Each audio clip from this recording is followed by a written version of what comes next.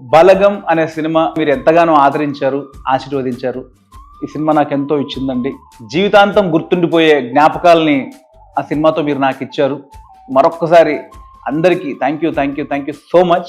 So నా రెండవ cinema ఎస్విసిలోనే త్వరలో మొదలు కాబోతోంది. ఆ సినిమాకు సంబంధించిన వివరాలన్నింటినీ ఒక గ్లిమ్స్ ద్వారా మీకు చూపిద్దామని అనుకుంటున్నాను.